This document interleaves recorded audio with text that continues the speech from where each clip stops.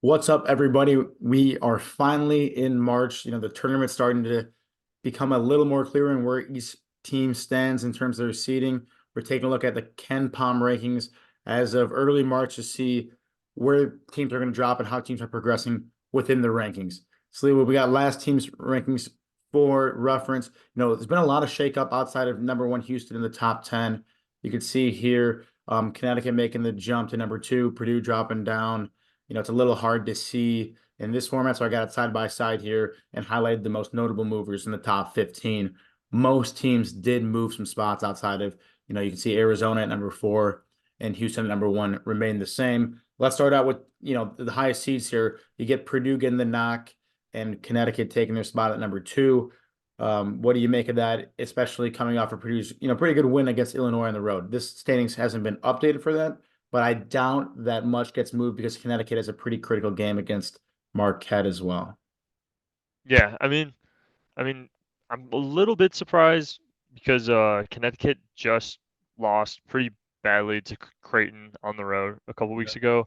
But outside of that game, they've beaten everyone by 20 to 30. So, I mean, that would really help their rating out. And it can just be one of those games that you just chalk up to you're not going to win them all. You Once can't. again, they've only lost 3 games, tied for the least losses in the entire country. So, I do think it is one of those games. Um, but like you said, these aren't updated yet. So Purdue, they'll move up after the road win against Illinois, who was 15-2, I'm pretty sure at home heading into that game. So Yeah. tough place to play. Pulled out the win. But yeah, Arizona outside of that's been pretty solid at number four. Nobody else is really contending with them in the Pac-12. You can see here, there's not another team on this list from the Pac-12. So Yeah, it's really very out of the ordinary for how weak that conference is. Yeah, it's been really, really weak conference this year. So it's Arizona looked good at the start of the season. They played a tough schedule too, though, so they got a couple losses. But Mhm. um, I mean, it's a little bit tough for me to rate Arizona. I'm always going to be a little bit biasly against them because I don't think Caleb Love was a great player, but this year he's played his best basketball. So I mean, Arizona's a tough team because they're in the Pac-12. You haven't really been able to see them against good competition every week. Tennessee moved up. Mentioned last week that I like them a lot. Yeah, we've been on them since Defense they were can, like the tenth ranked in Kenpom. They've been steadily moving up week after week. We've always liked their defense. The offense seems to, stick with that top 20 ranking, and they play one of the top 10 toughest schedules in the college basketball. So they've been steadily moving up this week's rankings, and they've knocked out Auburn, who we've also been on. But they've got a little bit weaker schedule, it seems like, than Tennessee, and have a little bit more holes in their game, in my opinion. But what do you think there? yeah, no, I mean Tennessee has Dalton Connect, great elite scorer, and when you pair that with a top three defense, I mean you could beat anyone Hmm. in the country. So yeah, I think Tennessee is a real threat to win the whole thing this year. A little bit better than some of their recent squads, and at the top of the SEC, which is a really tough conference. Auburn, they're another team that's really good, but another team that I have a little bit of a tougher read on just because for them they go 10 deep. It's like platoon style That with is, John Brew. yeah, you don't see that every day in college Yeah, yeah. basketball. So like I mean they play energetically, but like when the shots aren't falling, you could and when they go down early, it's kind of tough for them to get back in the game. They just want to play fast. So yeah, when they're playing a team that really could slow it down and get an early lead, it's just a tough matchup for them. Uh, yeah, Yeah, you you can see see there with the Duke 72 here. tempo. Yeah, yeah, the tempo matters a lot. I'm starting to realize and looking at this stuff and looking at past tournaments. I'm gonna mention it in a future video, but that's when teams that have a big weakness, like either really poor offense or really poor defense, that's when they can start to really bite you with that slow tempo because you're giving yourself less opportunity and less possessions to be the better team. You Right. allow a smaller sample size of possessions where a team that's normally worse than you has a greater probability then to just make a few lucky shots and come back and make an upset. So tempo certainly matters. And some teams, at the top of this list don't have a lot of tempo, and that doesn't matter as much because when you have a really good offense and defense, you can control the tempo more. And but when you get down, that's when that slow tempo can really play against your favor. Yeah, yeah. So yeah, Auburn's a tough one for me because they just like platoon style. They are a really good team though. Um, moving on, I mean Duke's been playing better basketball, but we'll see. Tough matchup this They leapfrog weekend against both. North Carolina. They leapfrog both Alabama and North Carolina here in the rankings, like you said. Big matchup on Saturday. Do you think Alabama, North Carolina moving down and Duke going in front of them is more of a product of Duke playing great basketball lately, or Alabama and North Carolina trending downwards? I do think it's the case with Duke playing really good basketball. Alabama isn't playing their best basketball, and they're getting blown out today by Florida. They are on the road, but They that see was a that. game that should have been about even spread. So yeah, once again, the defense didn't show up. Pretty sure Florida had already 80 points, and the game wasn't over when I Yeah. last looked. So yeah, once again, I mean, Bama's just not going to be a threat to win the whole thing because the defense is not there every night, if even Mm-mm. every other night. So yeah, I just think Bama's kind of an outlier. They have the number one rated offense, but they're just not that great of a team this year. I do think North Carolina is a really good basketball team though. I mean, RJ Davis has stepped up, but that main guy with Armando Bacot, just Love him. experience, and then Harrison Ingram, the transfer from Stanford, just I mean they put together a really good team. Cormac Ryan from Notre Dame, they have experience, they have smart players, and they're playing team basketball. So I think North Carolina is a really good team. Um, just yeah, they rely a bit on RJ Davis, but he's shown up this season, so I like Yeah, them. you And had a then lot of good names. Playing good team basketball has always been an MO of North Carolina throughout the years. And what I love is they got a lot of good offensive weapons that you just mentioned, but it's the defense that they really lean on. The sixth best defensive rating in the country. They've had certainly tough enough strength of schedule to justify a pretty high ranking in March. And I could see that team going far come tournament time. yeah, no, I mean I agree. I think they could definitely make a run. And yeah, the thing for me is I was weary of them to start the season. They didn't play great last year, so just I wasn't fully sold, but they are the real deal. Yeah, it They're, certainly they're seems like it. a really good team. Iowa State, I mean, you can see there with the lower rated offense. I mean, they just can't shoot the ball well enough. You got a couple guys, but overall, it's a lot of athletic, gritty players, and that's why you have the second rated defense in the Yeah, country. So despite the poor offense, they're still moving up. They kind of been shaken out between the 9 through 11 seed there, but they had some tough games. The last time we did this video, it seems like they sort of bounced back and cracked that top 10 once again. yeah, I mean, they could beat a lot of tough teams, but I like when you compare them to Houston. When I think about Houston, they could beat so many great teams just because their defense. But Hmm. I mean, your offense still needs to show up for you to win the game. And Houston does have a few more guys who can create shots, just or even that's how great their defense is. It creates that many more shots, Yeah, it even really than the does. second rated. But yeah, my issue with Iowa State is they just don't shoot the ball well enough. Tamin Lipsey, great point guard, but not a really reliable 3-point shooter.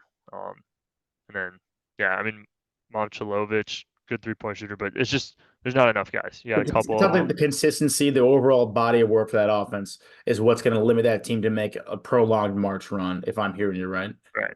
Yeah, I mean, you just need it all, honestly. You Like, if you're do. gonna win that many games in a row, you can't really have weaknesses. Because You gotta be. your defense is gonna get exploited by a great offensive team. One aspect of your game is going to be off and someday, and so you need to, be able to lean on your weaknesses, for lack of a Let's. better phrase. That's why I love like how Purdue looked today. I mean, Edie was the only guy going for him in the first half, and I mean, he's National Player of the Year for a reason. But the rest of the team was terrible. Only down six. Felt like they should have been down double digits. It's a And really good other Illinois. guys finally start hitting some shots, and they win the game. So they didn't play well. I mean, for once too, they didn't have a great showing on the glass. Illinois had at least 8 offensive rebounds in the first half. I don't They know were if they cleaning got them up in the another first one, half for sure. but I mean, so they still found a way to win the game though is the main thing. And when And in a game where they that's how didn't you seem gotta like do they it. played great. Yeah. And you mentioned earlier in this video, Creighton with a big win against UConn. They're trending up. What do you think about them? They certainly fit the criteria of Kenpom, March Madness winner eligible team with, top 25 offense and defense, good strength of schedule. It's always tough picking Creighton. It seems like they're always there, but never quite over the hump of being a legit team. Are they there yet this year? They're still kind of the Creighton of past seasons. I mean, that's the tough thing. I mean, don't know for sure where they were at, but I'm almost positive they were preseason top 10. I thought they were going to be even better this season. They did lose Nemhard, transferred to Gonzaga, and then you lost Kaluma to Kansas State. So you lost some of your chemistry, but um, I mean, Stephen Ashworth, you got in the transfer pool, decent shooter. But I mean, the thing is, you still have Trey Alexander, Shireman, and Kalkbrenner. So you have like the three-headed monster right there. Yeah. Kalkbrenner, the 7-footer. Mhm. Shireman can do everything. Trey Alexander can do everything. Um, it's just, yeah, I mean, more often than not, they have just off games where they don't show up or the shots aren't falling. They're another team that relies pretty heavily on the perimeter shooting. So, I mean, last year I had them making a run. They made Yeah. it to the Elite Eight, if I remember right. But yeah, It like might have been they're a really Final good Four. team. They might have lost to San Diego State in the Final Four. Maybe they You lost in might the be Elite right. Eight. I think they lost to San Diego State regardless. No, because I think it was Elite Eight. You're right. Either way, But yeah, it I sounds think like they're really good. They good just team. they have just some of those off games that you can't really explain. Where I mean, but I do think they shoot a lot of threes. So I mean, the shot's not always falling. But I mean, they have that backup too in Kalkbrenner, and you just have a guy who's like 7 foot 7'1". Um, you have that It's a safety huge net X that I factor. love. I Yeah, love to have that, and especially in college basketball. yeah. Any of these other four teams that have Arizona or any of the other teams you want to mention? Big leap for Gonzaga. BYU also a notable couple spots up there. Marquette, Um, Illinois, Baylor. I don't I don't really have much to say about Gonzaga, St. Mary's. I think that's generally a weaker WCC conference. I don't Yeah, correct. Gonzaga's stacked up some wins down the run or wins down like the stretch here. St. Mary's was leading the conference for most of the year, but I don't think either of them are really going to be threats to make a run in March. I No, just don't think they have the talent this year. Marquette, they've been dealing with injuries. I'm pretty sure Kolek's hurt. He's going to miss the game tomorrow against UConn. Um, and yeah, my thing with them is they just don't have the size. I mean, if you look at the ratings, they are technically going to be a team that could win the whole thing, but I don't think they have the size to make a run at. Like if they play at Purdue, I don't know how they're going to stop Edie. Oso Ighodaro, really good post. But outside of him, that's kind of all they got as far as really big guys in the paint. And he missed mm-mm. their last game too. So I just don't think Marquette's been durable enough or big enough to make a real big run. Baylor's played really well lately. They just beat Kansas and Texas and TCU after like an OT Great loss stretch. Yeah. to Houston. So Baylor's starting to make some noise. I mean, they got to improve that defense, but I think Baylor could be a team that could make a run maybe. Hmm. Illinois, we just saw them lose. Um, they're solid, but I don't think Illinois has what it takes until Brad Underwood leaves Champaign. Just hasn't. We talked about it before, but he just doesn't get the full potential out of his teams. So I don't. I'm not sold on Illinois. I think they I can think make they've a had run. better I teams in mean, the past. Illinois seems to get bounced in the first weekend every season. And I think this year is different. I think they'll make it to the Sweet 16. I think like they're even Elite Eight potential. I don't think this is a team that can win it all. So I'm with you on that. Yeah, I mean, yeah, they can make a run still for sure. I don't. Yeah, I don't think they make it past the Elite Eight though. I talked about it in my last video, but their best win on the season's against Michigan State. If you go off of the Kenpom rankings, so they haven't beaten a top team yet. Uh, in the outside of Michigan State, their best win was Florida Atlantic, which I do think is a good win. But I mean, they just haven't beaten really good teams this year. Yeah, I don't think they're. Yeah, they can make a run and beat a multiple good teams in a row. agreed. Anything you else want to touch on before I move on to the next one? No, I think that's good for now. Yeah, top 25, or new to the top 25. You got Villanova sneaking in there.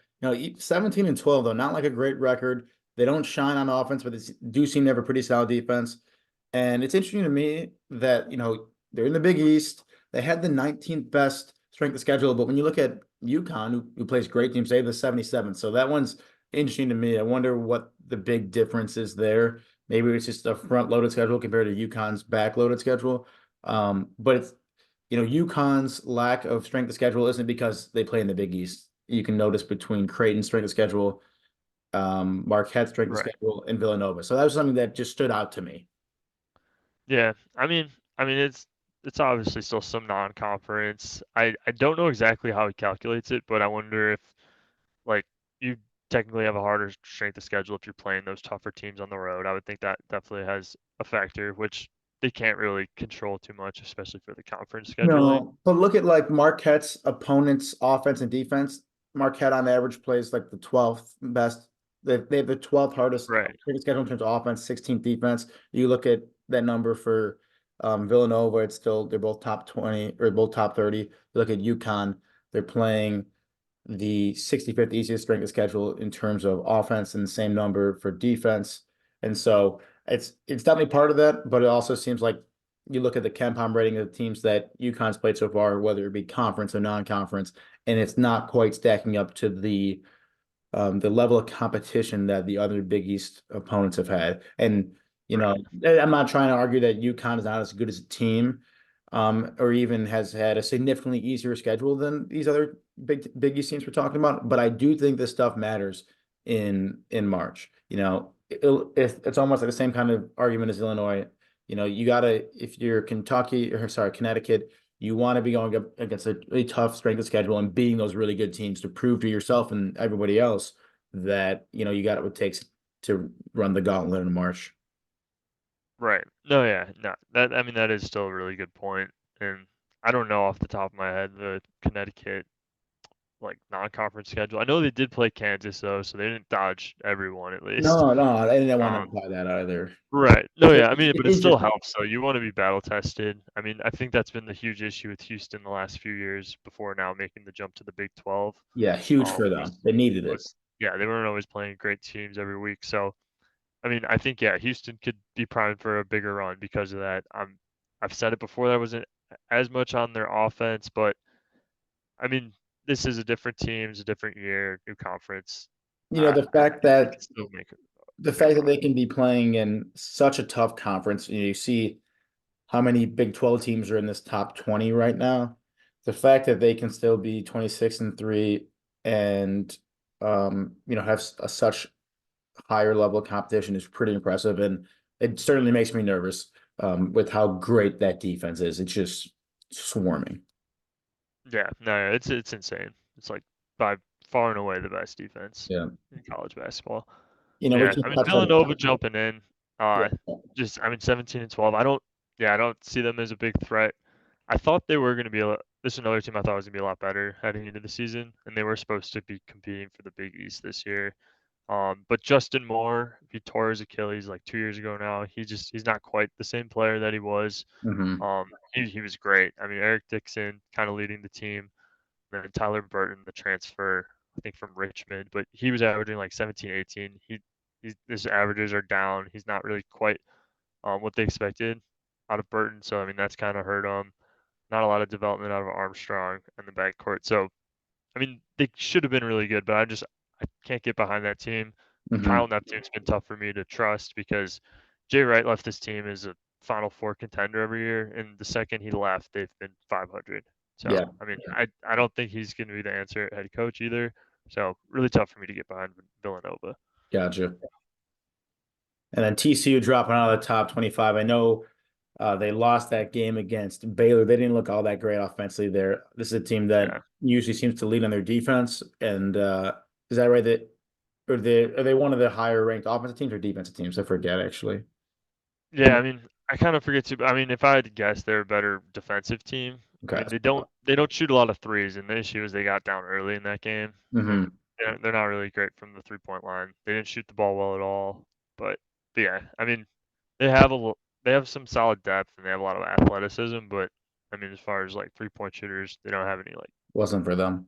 sharp shooters. Yeah, it's certainly tough when you're playing a Baylor team that's one of the best offensive teams in the country. You get down Right. early, then you put yourself in a really tough spot. Yeah, yeah, that's some hindsight, but yeah, that was just a tough matchup.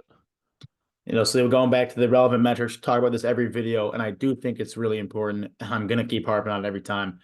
No team has won the March Madness tournament ranking outside of the top 25 in Kenpom since the data's been coming out.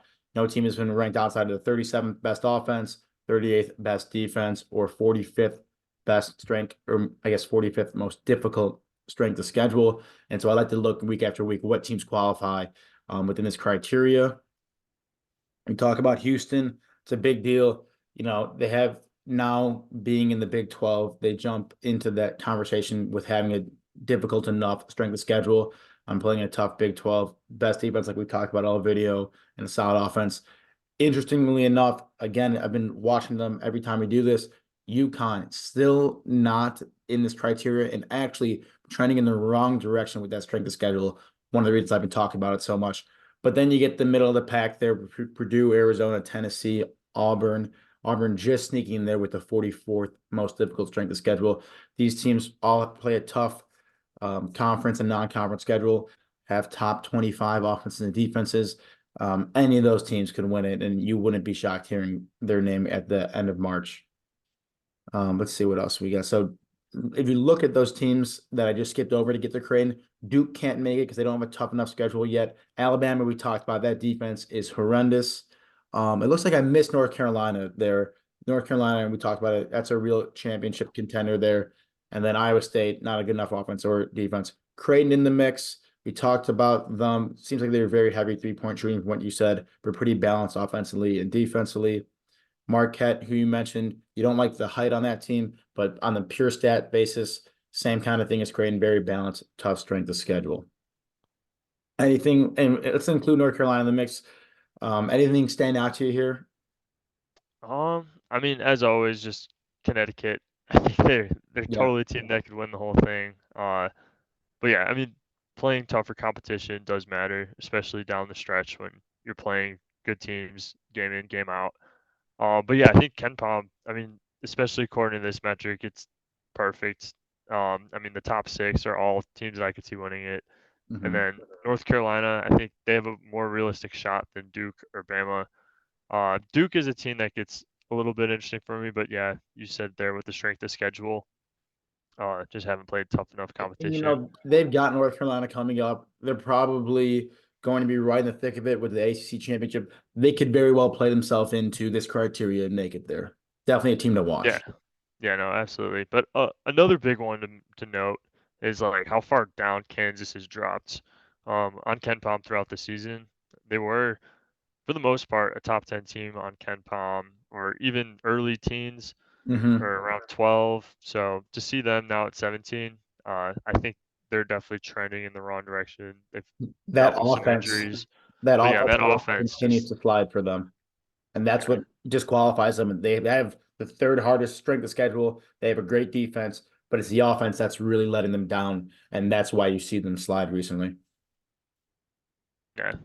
I mean, well, I think Michigan State. How did Michigan State drop off now? What did they have? Oh, Oh, I their guess offense isn't good the enough. offense. Yeah, I think I have that in the teams to watch. I'll get this. UConn, strength of schedule wise, we just talked about them. They're not there yet. I threw North Carolina in that mix. They're in there. But, Duke, mentioned them, strength of schedule, Alabama, defense, or Iowa State. It's the offense. Kansas out of there, just falling short with the offense. Baylor, if they can improve that defense, we talked about them. They're trending in the right direction. The defense is making steps. They've got a great offense. They're battle tested. They could play themselves into this criteria. And then San Diego State doesn't make it with a poor offense. And Michigan State right on the cusp, being the 37th best offense. I'm not gonna put them in the criteria, Sleewood. They don't count. 39. They got to play a little bit better on offense, and they can be in this conversation. I think any of these teams that I've highlighted, though, obviously UConn and any team in the top 10, if you're right around that cusp, you're certainly primed to make a run. It just hasn't happened where a team with that profile has won a championship yet. Yeah, I mean, and who knows? This could be the first year, but I mean, that's why these are always good to call It's out. possible. And you know what? I do think if there was ever a team to do it, the break the criteria, it would be UConn, one coming off a national championship, of course, but they're so well coached that that matters so much in March. It is the biggest intangible that you cannot quantify, but that ability to make adjustments and coach on the fly and make the unit better than just the sum of all the individual skill, it's it can never be quantified, and it is so intangible. But that's what makes Dan Hurley such a good coach for UConn. And they've only lost 3 games for a reason. They're national champions for a reason. They certainly could do it. I almost want them to get the better strength of schedule just so I don't have to fade them completely in March. But if they don't fit this criteria, I cannot pick them to win in any of my brackets. I just Yeah, I mean, yeah, and you don't have defies to the pick laws them of to win physics. it, but No, of course not. But you'd be stupid to not let them go to the Elite Eight at the minimum. It seems like with how they're playing, they have yeah, no discernible weakness in their game. To my untrained eye. yeah. I mean, I feel like this is a great place to start, and then obviously you're gonna run into tough matchups on the bracket. So Of course, and we'll get more bracketology videos and putting together some sort of methodology and infused into what we're picking eventually. But for early March, this is a great place to start. And then a few teams on the bottom there, Wisconsin, their defense is dropping. They got a really tough strength of schedule. Villanova, they're trending up. The offense isn't quite there. And Clemson hanging around that top 25. Not a lot of people talking about them, but their defense is a few spots shy there. Like that's a pretty solid team for a name that I think not a lot of people are talking about. So certainly not Clemson is not a name that people are picking to win it all, but sneaky good based on the stats that I'm seeing. yeah, I mean that's a team that can get really hot offensively. You see they're 23rd. They got Yeah, shooters, scorers. I just remember I took them earlier in the season and they could not get a stop in the second half. And yeah, yeah. defense tough to trust, but I mean could always improve as the season goes on. Certainly a lot to keep an eye on. We'll do this again next week, of course. Sliwa, another great video. Everyone keep subscribing to the channel to keep getting this and other March Madness content throughout the month. I think it's hard pressed to find more information out of one man than listening to Sliwa talk about basketball. So keep coming back for more, and we'll keep giving you the information. We'll talk to you soon as we get some more Kenpom rankings, and we'll try to get you some videos from some of the great games coming up this Saturday.